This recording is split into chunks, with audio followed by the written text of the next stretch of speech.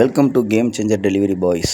இது வந்து 9வது நாள் கேமு. நம்ம மதுரையிலேருந்து சென்னைக்கு ஒரு 50 நாள் வந்து ஜொமேட்டோ ஓட்டினா எவ்வளோ எடுக்க முடியுன்றதுக்காண்டி தான் அந்த வீடியோ போட்டுக்கிட்டே இருக்கிறேன்.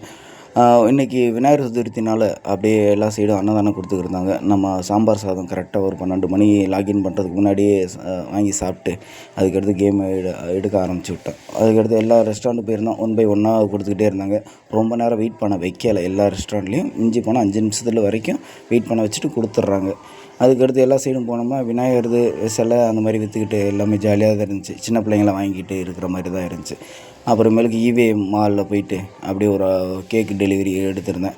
அதையும் எடுத்து முடிச்சுட்டு அதுக்கடுத்து ஸ்பென்சர் பிளாஸாவில் ஒரு டெலிவரியை கொடுத்துருந்தேன். அதை கொடுத்து முடிச்சுட்டு வெளியே வரும்போது அந்த விநாயகர் சாமி கும்பிட்டுக்கிட்டு இருந்தாங்க. அப்படியே சுண்டல் தந்துருந்தாங்க. சுண்டல் வாங்கி பொறுமையாக சாப்பிட்டு அதுக்கடுத்து 1 பை 1 ஆர்டர் எடுத்துக்கிருந்தோம். ஈவினிங் மேலே அப்படியே சூடாக வறுத்த கடலப்பருப்பு போட்டுக்கிருந்தார். அப்படியே ஒரு 20 ரூபாய்க்கு கடலப்பருப்பு வாங்கி அதையும் சாப்பிட்டுக்கிட்டே ஆர்டர் எடுக்க ஆரம்பிச்சு விட்டேன். 1 பை 1 ஆர்டரும் கொடுத்துருந்தாங்க. இடையில லைட்டாக தூரல் வேறு ஆரம்பிச்சிருந்துச்சு.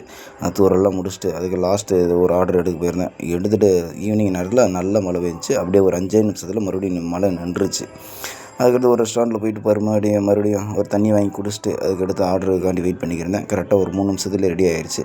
அந்த ஆர்டருக்கு குளத்தூர் லைனில் தான் டெலிவரி பண்ணியிருந்தேன். அதுக்கடுத்து அந்த சைடு போனால் செம்ம பிரம்மாண்டமாக ஒரு விநாயகர் சிலை இருந்துச்சு. அதையும் வாங்கி ஃபோட்டோ எடுத்து முடிச்சுட்டு அடுத்த லாஸ்ட் ஆர்டர் அப்படியே பர்கர் கிங்குன்னு நினைக்கிறேன் இந்த ரெஸ்டாரண்ட்டு பேர். அப்படியே வாங்கி பொறுமையாக வெயிட் பண்ணிக்கிருந்தேன்.